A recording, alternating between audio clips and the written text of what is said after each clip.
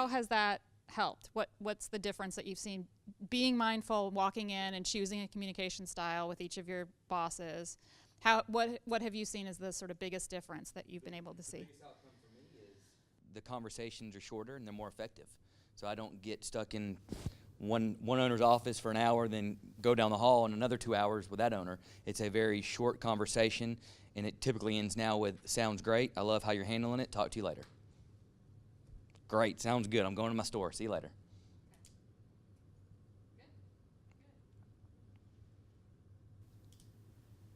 So there are, and it sounds like you've already figured this out, right? But there are part of the communications DNA reports, there's a meeting guide, which will tell you sort of where should a meeting take place, what should the environment look like, what are some things that you might want to do or say, sort of essential tips for meeting with someone.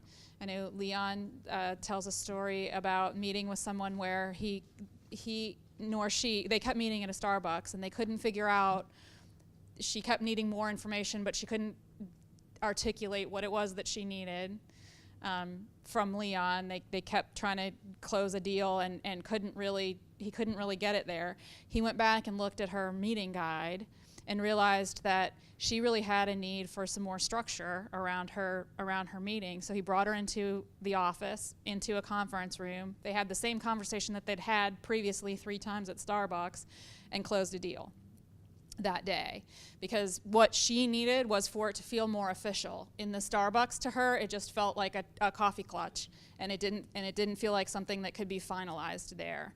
She really needed to be in an office environment feeling like she had a serious offer that she could do something with. What was her communication style? Goal setter. Strong goal setter. No secondary. So and that was not something that she could articulate. So that's kind of like Yeah. the spaghetti sauce and the coffee, right? We couldn't, no one's going to say, well, I really need you to take me into a conference room, Leon, and then I'll sign this deal with you. That's what's missing for me. She wasn't even aware that that was what was missing for her. But as soon as she got into an environment where she felt like she understood and had some confidence about where she was, that was all the rest of the information that she needed. He didn't provide her with anything new in that environment, just the environment felt like more of a business decision-making environment. Starbucks didn't feel like a decision-making environment for her. She had a need as a goal setter to make a decision, and she didn't feel like she was in a decision-making environment until he brought her into an office.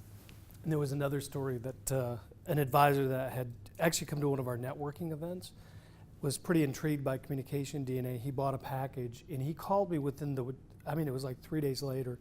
He said, "This is amazing." It was David Hughes. He said, "I've been working on this deal for probably 2 years, and I gave this person communication DNA, and they signed a $750,000 deal with David's company." It was that simple. The communication keys was the key to it. And he sort of structured the meeting environment for that person, and it really worked. So we talk a lot about the natural behavior, how important that is, and it is a deeper discussion, but the simplicity of communication DNA, you can't underestimate that, using them together. It can be really important.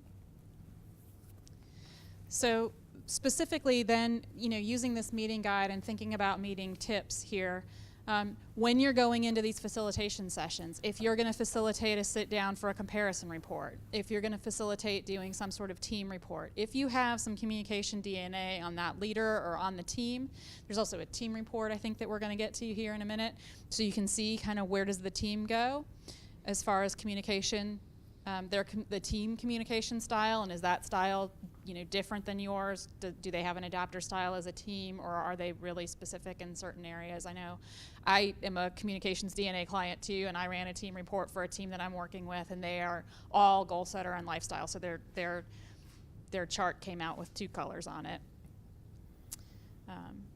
But it gave me some insight into what I needed to do with that leader and with this team to connect with them and make sure that they all felt like they were being heard and they were getting what they needed from our engagement. So if you're dealing with a goal setter, you want to be short and to the point, give them some bullet points, ask them how they want to be involved in the process, clearly outline risk and reward, ask for their recommendation, let them make a decision. For a lifestyle person, not too much detail, a kind of relaxed environment, a little bit more talking about things that might be, circling the agenda, not maybe right on the nose on the agenda the whole time. Ask what their gut feeling is. Let them make decisions with you, so involve them in a decision-making process or invite them to collaborate with you on a decision. For a stability person, you want to give them some time right up front. Don't start with your meeting agenda. Start with talking about their family and how things are going and what's happening in their lives. You want to be a little bit slower in your communication. I think I mentioned earlier when I first started at Cox, I started as a contractor, and I had come from a consulting world where I was a billable hour and nobody cared that I had a life except that I was billable. And when I started working, I assumed the same attitude when I started a job at a new place as a contractor. And I came and did my stuff and left, and I didn't chit-chat with people because that wasn't what they were paying me to do. And I was a billable hour, and all of my hours were going to be productive while I was there. And about a year later, because no one pulled me aside and said, by the way, that's not our culture here, so I had to figure it out for myself. But when I did, I started to realize the only way people got things done in this environment was to be really personable. It was a very family-oriented kind of culture. And when I figured that out, and I had to kind of tell myself the story, like, it is part of your job to have a conversation, a personal conversation with people, which was, as a reserved person, not super comfortable. I was much better at running straight to the facts and getting the stuff done. But once I started to flex and recognize that I wasn't wasting billable hours by having a conversation with somebody, people's experience of me changed pretty dramatically. And people said, your personality has changed completely. And I thought, not really. I just didn't know that you had to see my personality to get my job done here. But now that I know that, here it is. So with stability people, you want to make sure that you give them a little bit of time to feel heard, that they understand where you're coming from, that they get to know you a little bit personally so that they have some understanding of who you are, and then you can kind of wrap around to the agenda. So people that are more fast-paced are going to have to stretch a little bit more to be working with a stability person. And then with an information person, get your agenda out, get ready. Make sure that you've got a formal environment. Expect that you're going to get pretty short answers. So if you ask me a question, you'll get a yes or a no and a couple of sentences of follow-up. With a really strong information person, you may get the yes or no and the pause for the next question. So make sure that you have your information pulled together, give them examples, give them research. If you have some data that you can send them to or something that they can read or something that you can leave behind for them, that's gonna be helpful for an information person. For an adapter, really you can kind of pick, because an adapter can kind of go with the flow on this, but you want to be able to listen and sort of pick some of the strong points out of each of those areas. Make it a practical environment but warm. Give them some information. Allow them some time to get to know you a little bit. Allow them to verbalize a little bit. Give them some options. Allow them to make some decisions. So just kind of pick a little from each of the categories to work with an adapter, or pick one that you're most comfortable with and then kind of check in with them. Are you getting what I need, right?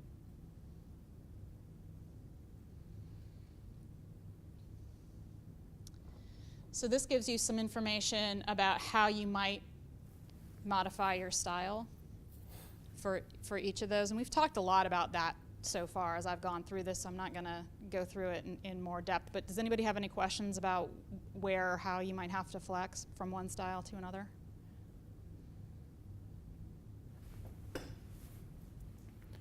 And the best way of dealing with this, just to keep it simple, is the custom meeting guide report that Nikki put up before.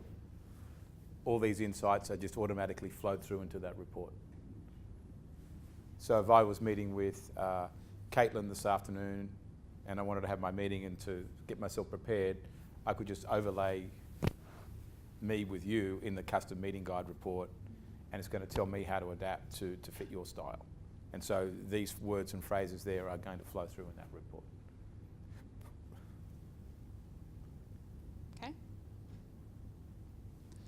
And this is just more examples, and you've got this in your, I've sent you the presentation, so you should have this. So if you're looking for practical examples of where you're going to need to flex and how you might flex for different styles. If you're a goal setter talking to a goal setter, not a lot of adapting needed. If you're a goal setter talking to a stability person, probably more flexibility needed, adapting in that.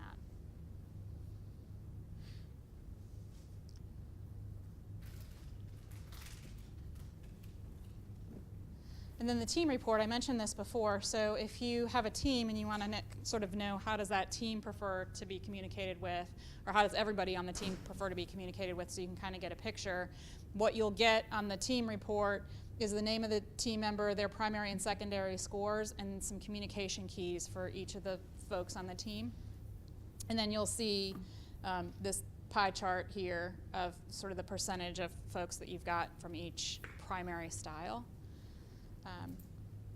And we've also been using this one with the clients. So for example, if you're a financial advisor and you've had 50 clients or 40 clients, complete communication DNA, now you can use this to get a segmentation on all of your client styles and then look at which clients do you like working with, better working with, and which ones not, and whatnot. So there's sort of different approaches to using this, whether it's team building or managing a pool of clients.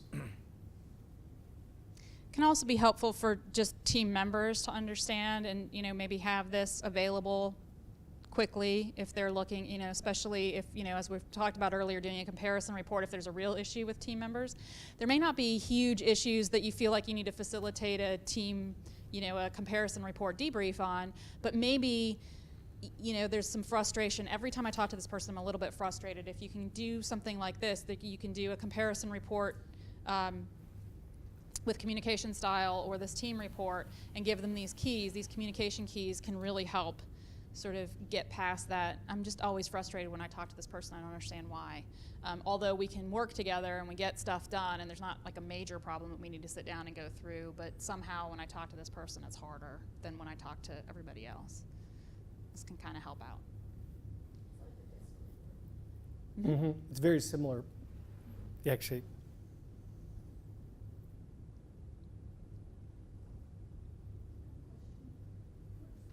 Did they take the microphone away from you? Going through withdrawals. The report of this communication report you said is a separate report outside of, it's not something you can draw, extract from what we've entered to create the DNA behavior The natural, report. the business DNA natural behavior? Right. So if you remember, I think we did talk that you can directionally see where people are. If they're an initiator, they're more likely to be a goal setter. Okay, So you that's can helpful. draw. Right, that's what that. I'd like to know. How, where can, is there a real simple graphic of that broken down? Because Yep, it's right there. that, oh, so that's what page on your reports, or just different that's on, in your main report? Yeah, and it's actually Is one that of part of your communication report there, or is that part of your DNA behavior report? and Monique, it was actually in one of the earlier decks when we presented the 10 profiles. You probably just didn't notice. I thought I keyed in on it. That Okay, there so was- I do have in my It is. slides that It's in the slide deck. Yeah, it shows the goal You do, setter and lifestyle. you have a copy of the unlocking guide also that I sent you this morning. I sent you the PDF of the unlocking guide, so it'll be in that as well. Great, Yeah. okay. But it doesn't necessarily mean that it's accurate. She's over here, but her communication style is. Right, my secondary style is goal setter, so you'd be okay if you picked goal setter with me. But yeah, typically it'll overlay, you know, again, I have kind of an odd initiator profile because it looks a lot like a facilitator profile. We actually did a comparison report with our facilitator, and my scores are very close. What put me over the edge into initiator is my take charge is pretty high, and my creativity being so high sort of added to that take charge and pushed me over onto the initiator side out of the facilitation side. And this is getting very technical, but I think I can do it with Nikki. One of the reasons why the lifestyle is strong, she's also very spontaneous, which is the opposite of, which is a spontaneous person would be lifestyle orientated in the scoring. So that part is so strong. That's why it's, they're dominant as well. Right. The Which value we would of never say low information. We've pushed it into high lifestyle. Yes, But that's, yes. but that's Thank the you. other way of looking at it. So Right. actually, if we looked at all the correlations scientifically between communication DNA and the natural behaviour, it will be very strong with her profile scoring in the 4 factors in here. Well, I really liked the example that Leon made for the 3 of us that want to sell our services. If we give a behavior DNA, how to extract from that, how am I going to close that deal using your exact example. It gives me an edge in setting up the scenario to best close them as a client, long-term client. Once I know how to apply the data, extract the right data out of that to attach it to, it's like a cheat sheet, you know, I think. So it's good to know I don't have to do a separate, I mean, that would be a little weird to say, well, now will you do this communication DNA for me additionally? Yeah. For example, if someone's an initiator, you're going to go and look at the goal setting and in communication DNA, and you can pick up the communication insights in there. Yeah. That's, I think, where you're headed to. Yeah. Say that again?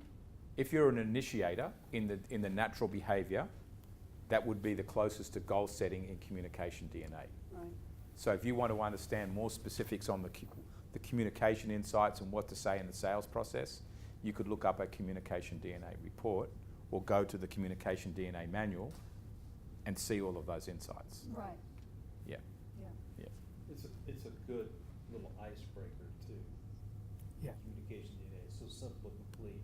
It's a good icebreaker. It's a good way to have just a real general conversation, kind of get the bigger picture ball rolling. It's a good way that I just see it, the communication DNA is to me much more intimate than the behavioral DNA, which is so weird. Well, it's because it 'cause tells it's you easy. so much more. But for me to say, okay, let's see how we communicate together. So the Study. way the financial advisors roll it out, Monique, is they have communication DNA done first, right at the first interaction or before they do anything else, and then when they're ready to work together, now we do the natural behaviour, which is the heavier duty solution. In the financial planning process, people don't want to necessarily give that much information away, but they'll be willing to take 12 questions. Pretty easy. In fact, most advisors put it on their website. Prospects take it. It's a great way to get to meet with them. Then when there's a little more serious conversation, they'll take natural behavior. And that gives them, the advisor, a lot more information. Natural behavior is a bigger investment from a test assessment taking standpoint than communication. I have communication DNA in my tagline on my email address. So if I send you an email, it says, do you know what your communication style is? Click here to find out. So if people are curious, they're going to click and take that communication DNA, and I can follow up with them and say, you know, what did you think or how did you feel about that assessment? And I'll have a meeting guide for knowing how to approach them about potentially selling services to them or working with them in the future. I'm going to have it on my website as well. Are you interested in this? You know, click here. It's easy to do. But that's, and what I found is even when I got a lead on LinkedIn, I sent them a communication DNA before our initial meeting. So I offered them a free meeting, but I sent them this thing and said, hey, this is really interesting for you to take. If you're interested, take this, and then we'll set up our meeting. So I had a meeting guide for what kind of approach I might use with that person when they called for our complimentary session. So I had that already going into even a complimentary session with them. With us doing our entrepreneurial thing, I think it would be best if they took both the behavioral and the communication, because the communication might change how I go into their behavioral meeting. Mm-hmm. Especially if we're talking about your next step is hiring, who are you going to hire next? I have to know how to talk to both of you, I suppose. Sure. Unless, It's very simple to use, and it does work very in tandem with the natural behavior natural. information. I mean, as well as for the coaching and development, Mhm. you could very well have, of the entrepreneur, have the communication DNA done and the business DNA done. At the same. Just do it all up front. Yeah. Yeah. Yeah, you could just set expectations that it'll be sequential. You can Yeah. schedule in that way. Going to have to get really good at talking to goal setters. So Monique, this is, if you only Yes. have business DNA natural behavior, this gives you sort of the overlay where directionally where communication DNA shows up. It's not 100%, but it's very close. So if you don't have the communication DNA, you can truly use this as a guide.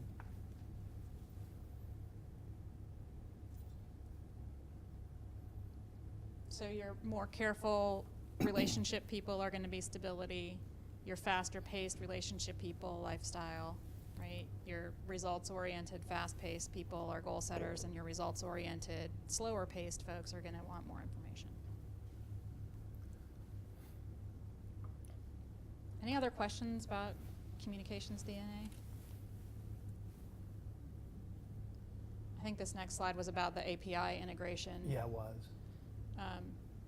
So if you have a CRM tool, that you can include this in so that it just becomes part of what you see every day. In our DNA system, we can see the sort of highlights. So if I looked one of you up, I could see really quickly what's your communication style and what are your top 2 natural behaviors.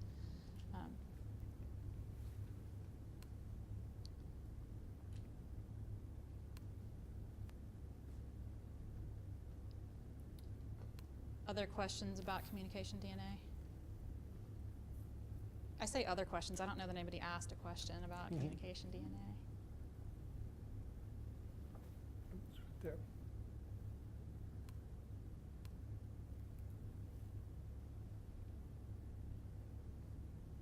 We have a number of customers that use the Communication DNA app in Salesforce. So that's an option. It's great for Oh, spouses. sorry. Great for spouses? Yes. It really is. They Yes. need to do it, dude. Yes. Yeah. Do it. They need to do it. Oh, yeah. It's incredible. When they do it, they finally see, no wonder we don't. It's- Or they understand why you the light communicate bulb differently. goes off. Yeah. So, taking them through this can really help you. In your case, where you're saying you're going to have to flex more for goal setters and learn how to talk to goal setters, putting together some scripts ahead of time. I know you're not super planned, right? But if you put together some stuff that you've just got, how do I, if I was going to say this, and sort of think about how you would talk about it from a lifestyle perspective, and then pull out what are the top 3 bullets out of what I just said. That's how you're going to talk to your goal setter, right?